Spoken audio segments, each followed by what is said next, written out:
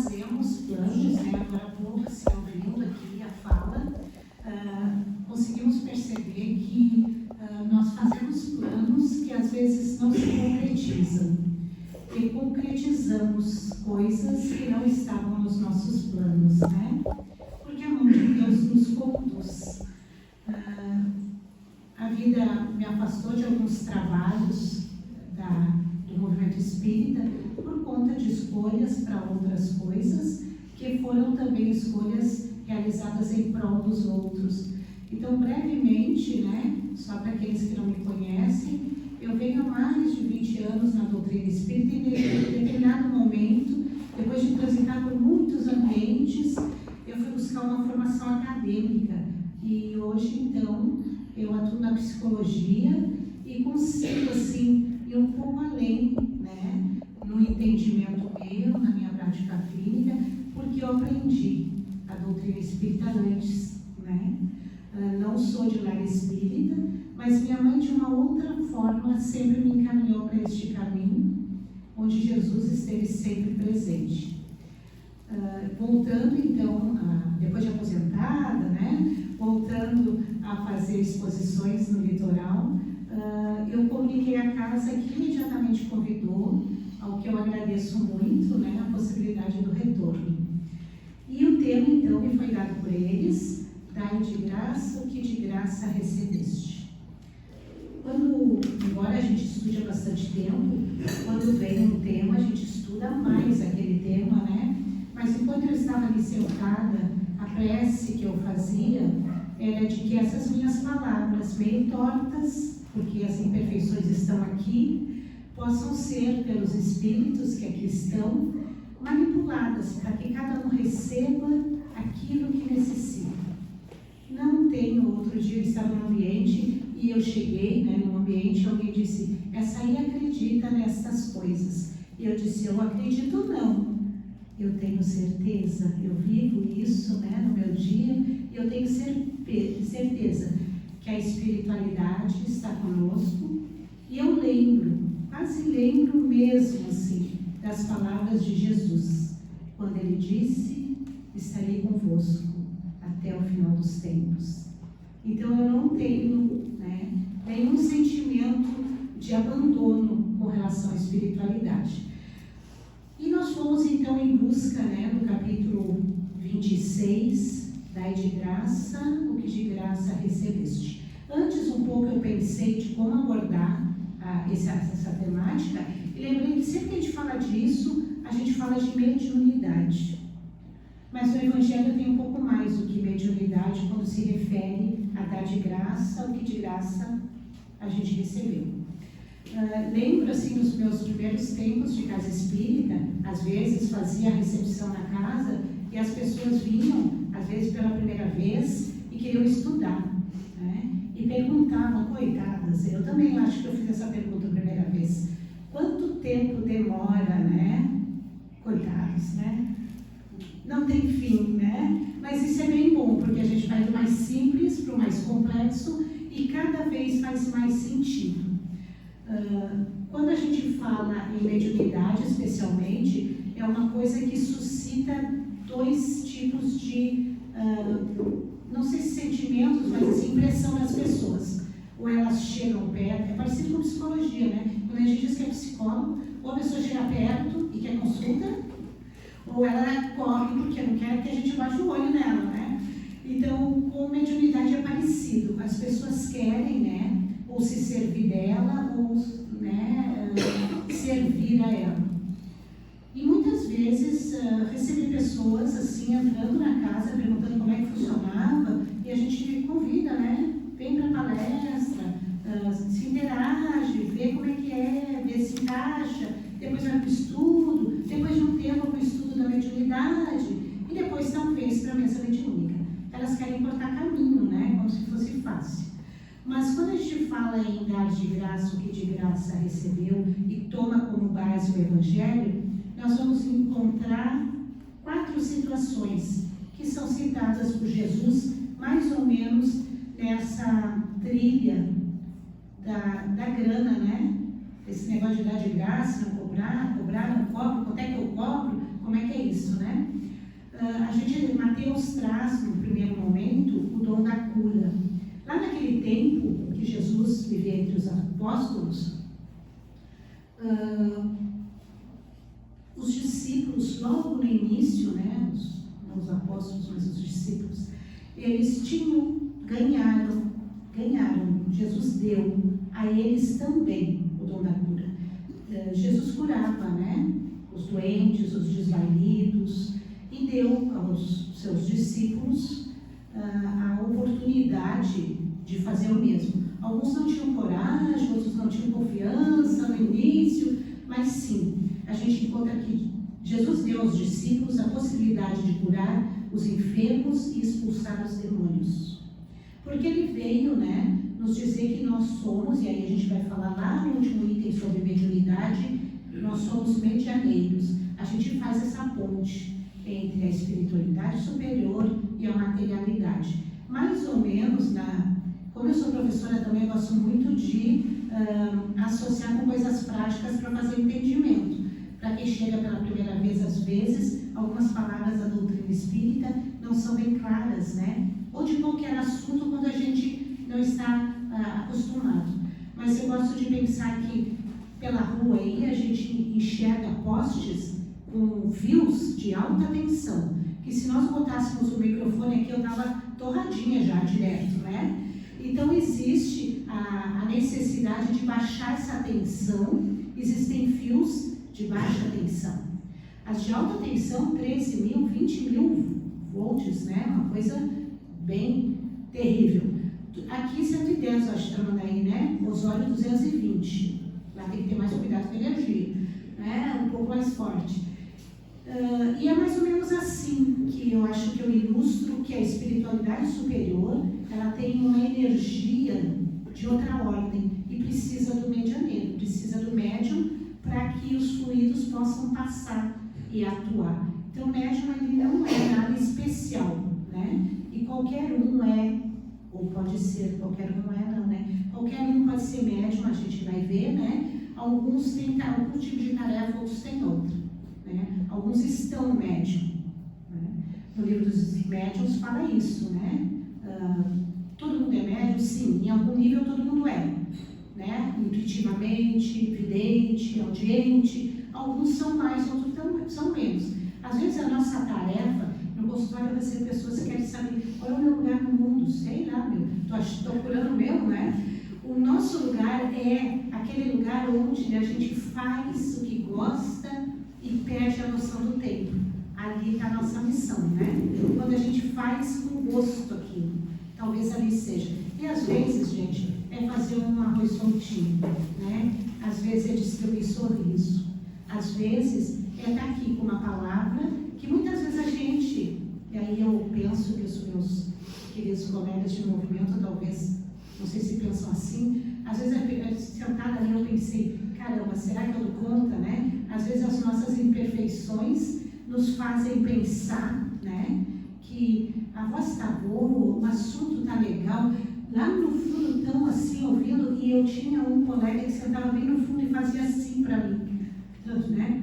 Um rosto assim. No final eu ia lá umas 2 vezes, ele assim. No terceiro dia eu fui lá, terceira palestra eu fui lá. Eu digo, me ajuda, o que é que está saindo errado que tu não está gostando? Ele disse, não, está ótimo. É que para hoje eu não enxergo. Então eu faço assim para enxergar, né? Então às vezes a gente lê na realidade uma coisa e a realidade é outra coisa. Médium, né? Não é nada especial, pelo contrário, é comprometimento, é compromisso, né? Mas a gente vai falar primeiro dessa questão que Deus, né, através de Jesus então, deu de graça e recomendou que não fizesse disso, essa cura espiritual, né, essa possibilidade, que não fizesse comércio nem meio de vida. Alguns ouviram, outros nem tanto, né? Segunda situação que eu pude encontrar fazendo o estudo é que também existe em muitos lugares preces pagas, né? Paga-se para alguém orar por nós. Os escribas na época de Jesus faziam muito isso, né? Eles desfilavam com suas túnicas longas, né? Pelas praças, né? E cobravam por preces longas também, e no Evangelho diz que levavam toda a herança das viúvas, porque elas, na esperança de arrumar um lugar no céu, e às vezes não tendo descendentes, deixavam para a igreja, né, o seu patrimônio. Então, Jesus recomendou a seus discípulos que não se transformassem em intermediários assalariados.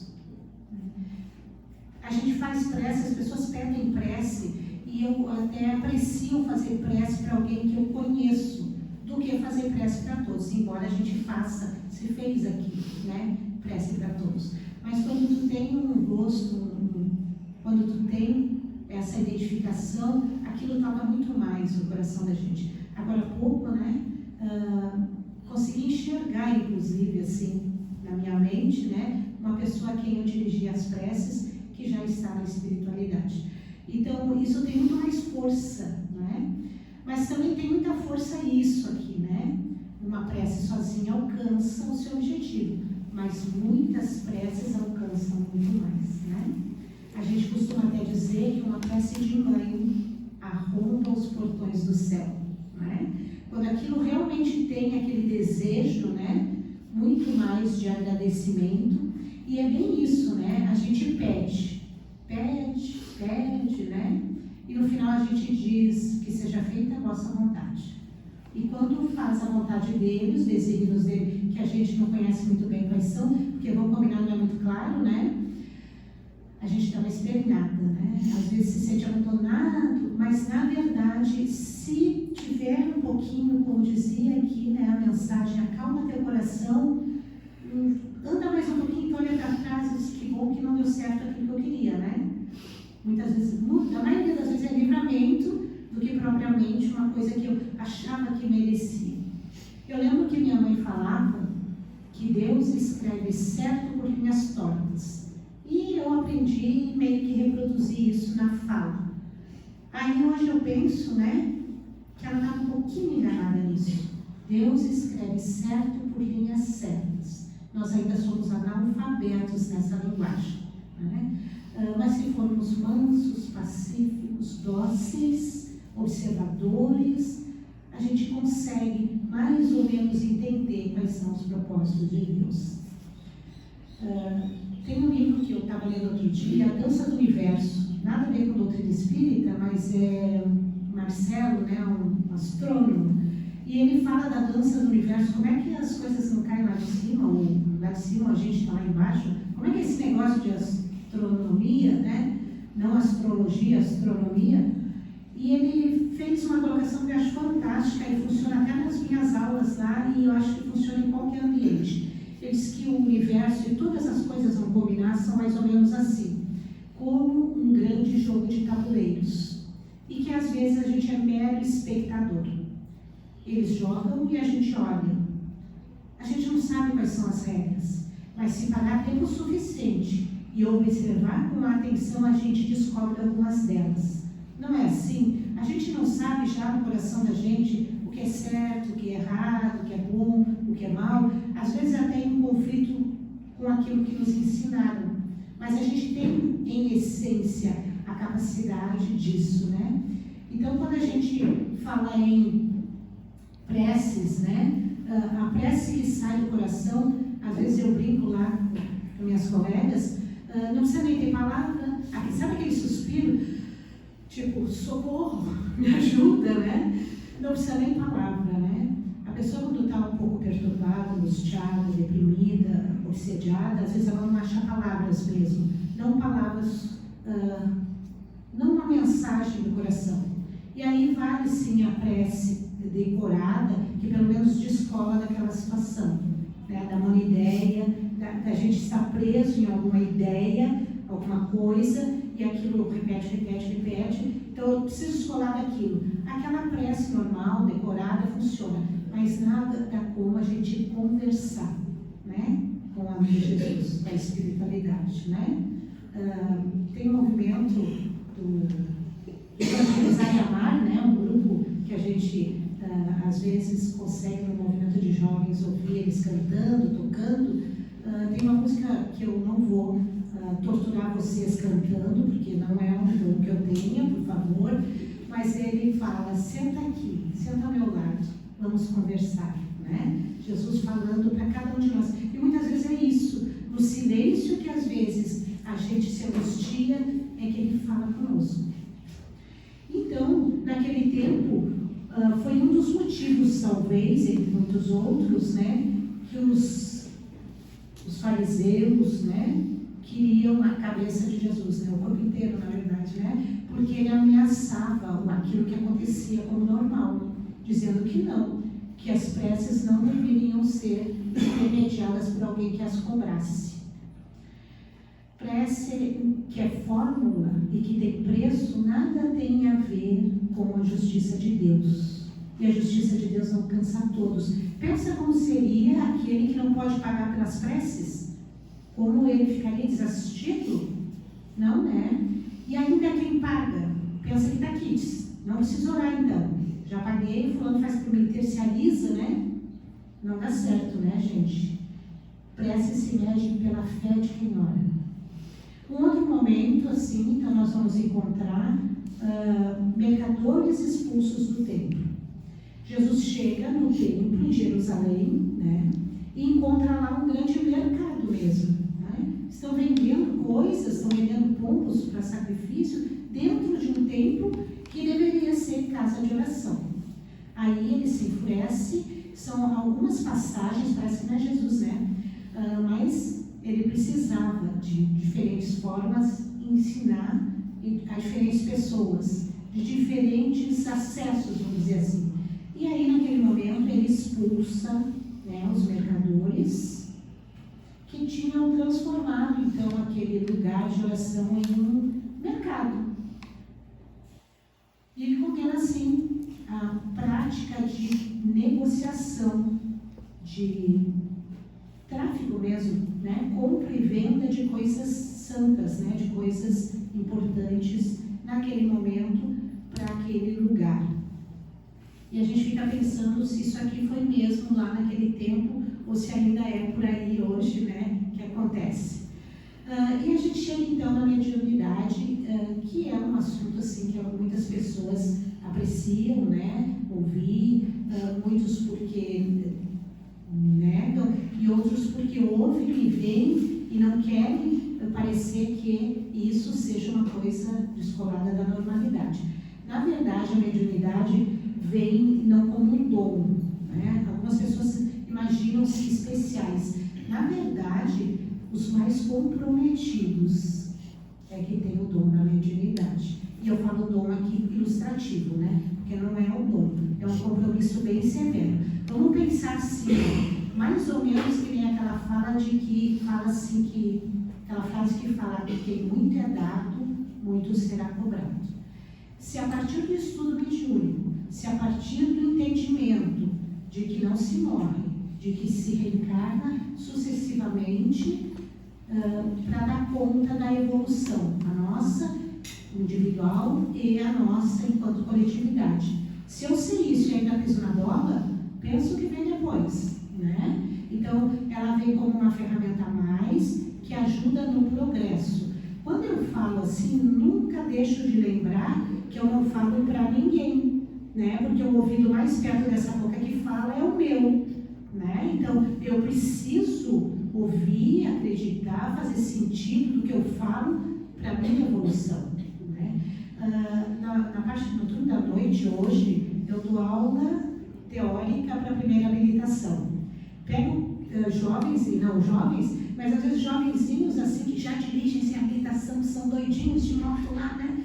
Daqui a pouco eu disse, placa de pare, é pare, gente, está escrito pare, é pare, não é assim, dá uma seguradinha, né? É pare. Aí essa semana me perguntou, prof, mas e tu para? Eu digo, eu paro, como é que eu vou ensinar uma coisa que eu não faço? Até porque, se hoje eu sair daqui, o Leonardo já estacionado ali, o guarda pegou e multou, amanhã eu não abro a minha aula, porque o meu CPF já trancou, né? Eu não posso ensinar uma coisa que eu não exemplifico. Isso é porque o Detran dá uma controlada. Porque na vida real, a gente faz muito isso, né? Faz o que eu digo e não faz o que eu faço, né? É uma prática meio assim, né? Lembro também daquela situação do filhinho, a mamãe e o filhinho do Siri. Vocês atrás devem já ter visto o Siri caminhando, né? Siri não caminha de frente, gente. É assim meio de ladinho, né? Aí o filhinho caminha de ladinho, a mãe caminha direito, meu filho. Caminha direito, meu filho. E o Siri tentando caminhar e sempre de ladinho. Aí ele cansou e disse, tá mãe, qual é? Me mostra como é. E adivinha como é que caminha a mamãe Siri, né? De ladinho também. Então eu não consigo exigir do outro aquilo que eu ainda não faço. Eu posso dizer, e aí ele disse assim para o meu aluno, mas nunca tu erra? Eu digo, não, vamos combinar que a gente é humano, né? Também não é para tanto. Mas eu me esforço, né? Para não errar. Isso me faz lembrar uma situação, porque às vezes a gente, como eu disse lá no início, a gente desenha para um lado e eles nos levam para o outro, né? Então eu entrei na casa espírita, depois de ter passado 20 anos na porta, eu lá na mesma rua. Eu passei, Dona Neida fazia o sexto básico, eu via, mas não sabia o que era. Um dia eu era Dona Neida, tinha virado a Dona Neida, né? Mais adiante. Mas passei um dia, entrei, comecei que nem André Luiz, né? Com a vassoura e o balde, limpando as coisas lá, né? Fiz o que precisava e aos poucos, com o andar dos anos, eu fui aprendendo algumas coisas. Mas eu nunca me ofereci ou pedi, né? As coisas é que iam acontecendo. Em determinado momento, no passe, tu é passista, tá? Como é que é? Faz curso de passe, vai ser passista. Mas eu não falava, eu não fazia a prece do passe, eu só era passista. E um dia faltou a pessoa que fazia a prece do passe lá. Aí senhora, ninguém, né? Eu digo, caramba, se me trouxeram até aqui, bora lá fazer leitor da primeira vez. Fiz. Mais ou menos. Tá, deu certo. Sei lá se deu certo. Acho que a espiritualidade compensa, né? Graças a Deus, as nossas imperfeições. Mas a mesa mediúnica é mais complicado, porque depois de entender, depois de poder verificar mesmo, né? O que aconteceu? Um dia eu fui para a mesa como médium, né? Mas faltou um doutrinador. Aí isso é outro escalão, né, gente? Falar direto com o espírito é uma coisa que precisa ter bala na agulha, como a gente diz, né? Porque eles nos enxergam por dentro, né? Pelo avesso, vamos dizer assim. Mas eu, meio corajosa, achando que eu sou colocada onde eles acham que precisa, tá, então eu faço. Meu Deus, né? Aí, lá pelas tantas, eu comecei a falar com amor, né? E o camarada, né, o espírito disse, sério, né? Não assim, mas tipo isso, né? É sério que tu tá falando isso? Tu não sabe que isso, e eu comecei a me constranger naquele momento, porque tudo era colega, tudo é médio, mas ele começou a falar umas coisas lá que nem eu tinha elaborado direito, né? Que eu fazia, gente. E aí, lá pelas tantas, assim, porque a gente tem, assim, aqueles não tão bonzinhos, né? Mas eu tinha um bonzinho ali com o meu lado, ali por ali, e eu, tipo, socorro, né? Eu consegui dizer com carinho, com humildade, né? Se tu enxerga, então, tu sabe o esforço que eu faço. E é isso, né, gente? A gente mede o bom espírito, o bom cristão, o bom cidadão, pelo esforço que ele faz, né? Para ser um bom cidadão, um bom espírito, um bom médium, enfim. Então, a gente vai ver que as boas comunicações, elas vêm dos bons espíritos. Elas não vêm assim, não é que não vêm de qualquer um, não quero dizer assim, porque não é assim que eu quero me referir aos espíritos que a gente agora não está nomeando como bons. Porque o que é ser bom, né? Até Jesus disse, eu não sou bom, né? Bom é meu Pai que está no céu, né? Então, quem sou eu para dizer os bons ou os maus? Mas nós, ontem, lembram? Estávamos na caverna, né? Um comendo o outro, assim, e hoje a gente sai um pouquinho, mas estamos muito mais perto ainda do ponto de partida do que o ponto de chegada. Então a gente não é tudo isso, né? Que a gente pensa que é em evolução. É claro que não dá para se diminuir também. Acho que avançamos bastante sim. Mas a gente sabe que morrer, passar pelo portal da morte, passar pelo túmulo, não transforma ninguém em bom. Né? A gente é aqui como é lá, o mesmo em caráter, em conduta. Por isso que é tão importante agora ainda, enquanto é dia, como dizia Jesus, a gente se reconciliar, a gente tentar, né, se esforçar. Tentar uma palavra que eu não gosto também, me perguntaram agora há pouco pelo Gabriel, né? O Gabriel tinha 8 anos, quando eu cheguei a primeira vez aqui com ele, né? Hoje ele está com 22, né? E eu dizia isso para ele, sim, né? Que afinal, tentar é pouco. Não me serve eu dizer para ele. Não, Gabriel, tem que se esforçar. Esforçar às vezes não alcança, né? Pensa tentar só. Então, né?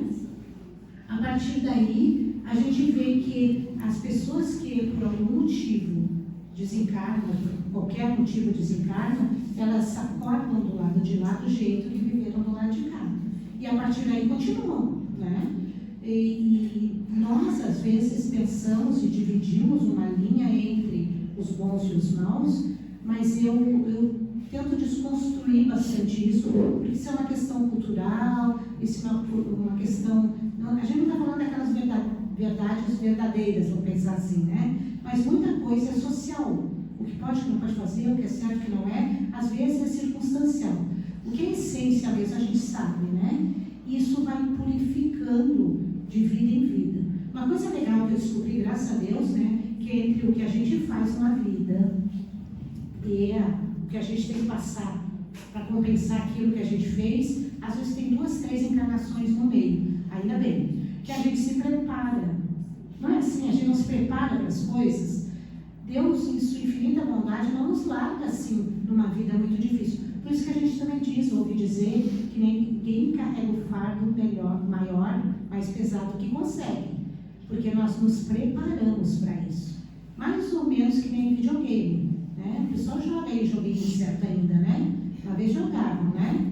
Isso. Então, começa pelo fácil e vai indo para o mais difícil. Se eu começasse pelo difícil, perdia todas, né? Então, eu começo pelo fácil, vou pegando a manha e daqui a pouco, né? Vai ficando mais fácil. Isso é a parte boa, né? A outra é que a próxima jogada é mais difícil. A próxima partida é mais difícil. Então, a gente tem que estar sempre, né? Buscando esse esforço de superação, de autossuperação.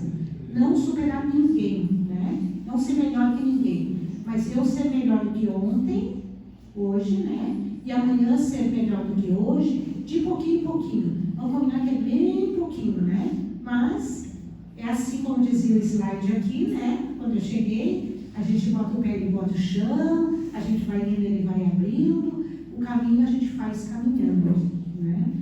E dá para parar e desistir? Não, gente, não dá.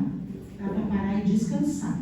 Desistir não dá, né? É só atraso, né? Se eu desisto, eu fico, daqui a pouco ele me puxa, né? O processo, vamos dizer assim.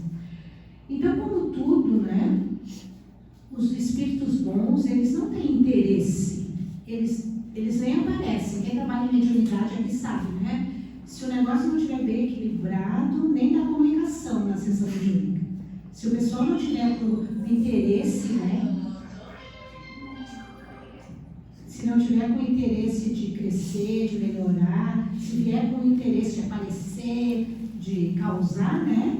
Eles nem vêm. Né? E como tudo na vida não é assim, o que a gente usa mal, o que a gente não cuida, vai embora. Não é com a saúde. Se a gente usa mal o corpo, né? Esse tempo que ganhamos, ela não vai embora. Se a gente não faz bom uso do lugar que a gente está enquanto trabalho, porque afinal, trabalho é tudo de bom, gente, né? Nós aprendemos, isso que eu digo que certo, errado, bom e mal, aprendemos que quem trabalha é ruim. Tem gente que só está pela sexta-feira, né? Só está pelo descanso do fim de semana. Aqui eu acho que um pouco menos, porque aqui se trabalha mais no fim de semana, talvez, do que lá em Osório, mas sextou lá, até foto as meninas fazem e postam, porque sextou, né? É folga. Na verdade, o trabalho nos mobiliza, o trabalho nos prepara, o trabalho nos fortalece, e dá até um din-din para a gente realizar nossos sonhos, né? Na mediunidade não é diferente, né? O trabalho nos capacita para novas tarefas, né? E embora aqui também se fala em trabalho voluntário, que é trabalho não remunerado, né? Não sei, não descobri ainda, que descobri passar para mim a informação. Quem é que inventou isso, gente? Quem é que disse que trabalho é não remunerado quando a gente faz com gosto? Só não é remunerado em dinheiro, mas a remuneração vem de outra forma, né? A consciência tranquila. Afinal, na questão 822 do Livro dos Espíritos pergunta: é possível ser feliz na Terra? Né? Ele disse mais ou menos, porque a felicidade não é desse mundo. Tem gente que entendeu, então eu tenho que morrer para ser feliz lá. Não, não é bem isso, né? Isso é uma interpretação também mais ou menos. O que é a felicidade possível na Terra? 3 coisas, gente. E eu acredito que aqui todo mundo tem, né? Se não tem, está quase lá. Consciência tranquila, gente, de ter feito o seu melhor. Nem sempre dá o melhor, mas aí são muitos elementos a atravessar também. Mas consciência tranquila, né? De ter feito o que foi possível. Fé no futuro. Temos? Como é que eu levanto todo dia se eu não tenho fé da coisa melhorar, né? E a posse do necessário. Isso a gente tem que praticar, né? Tem gente aí que tem os pares de calçado, as moças. É moço ou é centopeia, pelo amor de Deus, né? Os rapazes não perguntam, que às vezes tem 2 ou 3. Calça jeans, então, né? 2, 3. As moças, da roupa inteira, né? Esses dias eu olhei lá em casa que meu marido tem 2 portinhas. Eu tenho o resto, né? Tem que começar a liberar espaço, né? Desapegar, gente. Porque, de novo, aqui a gente volta para o assunto, eu dei uma volta, mas enfim, né? Nada do que a gente tem, que a gente diz, né? É nosso. Tudo é empréstimo. Somos fiel depositário, né? Fica na nossa posse para o bom uso. E também isso, o dinheiro, as posses, se a gente não fizer bom uso, nos é tirado. Existe uma parábola que fala do homem que mandou construir celeiros e celeiros para guardar a produção, e depois que estava tudo abarrotado, ele disse: agora sim, agora eu tenho grãos para descansar, né? Eu vou agora aproveitar a vida, né? E dormiu aquela noite tranquila, e não sabia ele que naquela noite tudo incendiaria, né? Então aquilo que nos é dado pode nos ser tirado, se a gente fizer mau uso. O trabalho que a gente achar ruim, né? Pensa desempregado, é pior, né? A gente tem que preparar um lugar legal. Então, tudo que a gente faz mau uso, nos é tirado. Mediunidade é assim, o dom da cura, se é que, né? Alguns ainda não têm. Na verdade, a gente tem sim, né? Muitas vezes o que cura o outro é o nosso interesse, o nosso olhar, o nosso sorriso. Eu tenho uma senhora que é minha paciente, que ela vai lá só para me abraçar, e eu abraçar ela, e ela fala nada com nada, no sentido que ela não quer, né, aprofundar a terapia, e ela fala as coisinhas lá, e ela vai feliz da vida, porque ela precisa de um espaço, né, de troca. Então, às vezes é isso, né, ali no supermercado, ali na esquina, no sinal vermelho, no pare da esquina, né, o que as pessoas precisam é o contato visual. Tu te colocar no lugar do outro e tratar o outro como tu gostaria de ser tratado. É isso que a gente precisa. Tudo mais, gente, e aí quando a gente fala em dinheiro, né, em mamon, Deus, né, através de Jesus nos ensina que ninguém pode servir a 2 senhores, né? No Evangelho, então, a gente encontra sobre mediunidade uma frasinha que diz que mediunidade não é uma arte, nem um talento, pelo qual, então, não pode tornar-se uma profissão. Ela não existe sem um concurso de espíritos. Faltando esses, já não é mediunidade. Aí vira enganação, né? Quando a gente está no serviço mediúnico, né? É comum achar-se gente interessada em desenvolver a mediunidade nos círculos do movimento espírita. Entretanto, pouquíssimos são os que demonstram o gosto por desenvolver-se a si mesmo. Às vezes me aparece alguém querendo fazer regressão, né? E E eu lembro, cada vez que isso aparece, eu não faço nada, ninguém faz, porque se a gente esqueceu o passado é porque não era bom de lembrar, né? Senão a gente lembraria, né? E quando necessário a gente lembra assim, né? Aí quando eu sempre lembro do meu marido que ele disse, não aparece ninguém lá querendo fazer progressão. Eu digo, não, assim não, né? Eles querem saber, né? O que é que aconteceu antes, para ver se está tudo certo, né? E aí o João Miller, que é um palestrante, né, do movimento espírita, me ensinou um dia uma coisa fantástica, né? Quando alguém pergunta assim, tu sabe o que eu fui na vida passada? Ele responde, eu sei. E aqui, olhando daqui, aquela que eu sei também, né? Fomos todos senhores, estávamos todos na corte, né? Porque aqueles que ralavam, gente, foram e não precisaram voltar, né? A gente está aqui ainda porque fizemos bobagem lá, né? Porque usamos mal, né? A liberdade, o dom, a riqueza, alguma coisa, né? Bora lá tentar usar melhor, né? Então, sim, fomos reis, rainhas, fomos gente importante, porque aqueles que ralavam, ó, já foram, né? Já partiram. Dizem também que essa questão do desapego, essa questão de se melhorar, a hora que nós estivermos prontos, não precisamos mais ficar aqui, né?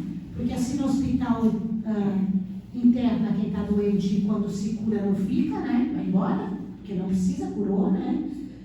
Na escola também, a pessoa entra na escola e se aprendeu, por que vai ficar repetindo? Aprendeu, passa tirando, sai da escola, acabou, né? Tranquilo. Na penitenciária também é assim, tá? O indivíduo que entra para cumprir uma pena, no momento que ele cumpriu a pena, por que ele vai ficar lá? Ele também é liberto. Assim somos nós aqui na Terra. A Terra costuma ser hospital, detenção ou escola. Então, quando nós estivermos prontos, nós não precisaremos mais ficar. Como eu gosto muito das minhas atividades e tenho muitos planos a realizar ainda, tenho feito um progresso devagarzinho, né? Porque por nada, acordo pronta, pensa, aí eu tenho que ir, aí nem me despedi, nem realizei, né? Outro dia, muito frequentemente, tem um lugar que eu passo daqui para Osório, moro em Osório, que eu vejo ali a lagoa e o morro, e um sentimento que eu não sei nomear, me faz pensar que eu vou sentir saudade, né? Mas, se ele, como dizia Santo Agostinho, se ele aprover a Deus me levar hoje ainda, quero entrar de cabeça erguida, dizendo que não consegui fazer o tema todo, mas tenho tentado, né? Tenho me esforçado, né? Tenho buscado ferramentas, oportunidades para aprender e servir. Afinal, esta tem sido a minha prece diária de manhã, aprender e servir.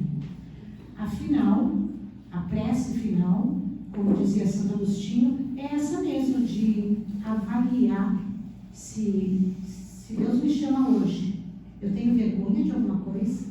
Eu entro com a cabeça em pé? Ou será que eu me arrependo de alguma coisa? Melhor é ir ajeitando, porque a gente nunca sabe o dia da partida. Mas também lembro que lá na adolescência eu li o livro O Pequeno Príncipe. E eu não sei se ele conheceu o Santo Agostinho, lá no planeta dele, eu não sei como é que é, mas Santo Agostinho dizia que à noite a gente tinha que fazer essa reflexão. Será que eu fiz tudo que podia? Será que eu não me arrependo de nada? Será que amanhã eu tenho que melhorar no que mesmo, né? E o Pequeno Príncipe lá, né, naquele livro de Saint-Exupéry, um livro lindo que dizem que é para criança, vamos combinar, né? Que é para nós todos, né? Ele, em determinado momento, ele diz: quando eu acordo de manhã, junto com a higiene matinal, eu observo o meu pequeno planeta. Ele morava num planetinha pequenininho. Lá cresciam rosas e baobás. Rosinha, a gente sabe, é bem lindinha, bem formosa, mas tem espinho, né? A gente tem que ter cuidado, né? Que nem umas pessoas aí, ou todas as pessoas, né? Um pouquinho de cheirinho bom, um pouquinho de espinho, mas dá para tolerar, né? Deixar nascer a roseira. Mas baobá é uma árvore enorme, com umas raízes enormes. E se ele deixasse o baobá crescer, arrebentava no planeta. Diz lá no livrinho que quando nasce nascem são iguaizinhos, né?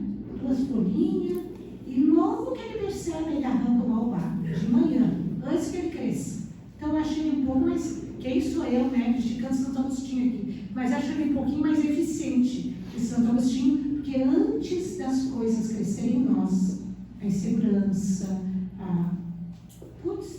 desculpe, eu cuidando do relógio, 30 minutos, está escrito ali, obrigada. Na verdade, eu penso assim, que nós temos que ser atentos. Rodei hoje, né? Eu volto da próxima vez para fazer só 30 minutos. Quero outra chance. Estou brincando. Eu estou olhando no relógio e tu acredita que, como ele disse que AVV, né? Apoio de valorização à vida, é às 16, eu pensei que era até... Nossa, caramba, desculpa, pessoal. Né? De qualquer forma, então... Fazia muito tempo, eu já estou mais velhinha, né? Esqueci. E parece que eu sei ler 30, está escrito ali, ó. Caramba, sem óculos. Estou sem óculos, é por isso. Olha como a gente arruma desculpas, né? Encerro, então, com honra e gratidão. Pela paciência, esperando que Jesus e seus mensageiros nos envolvam com muito amor, saúde e paz. Obrigada.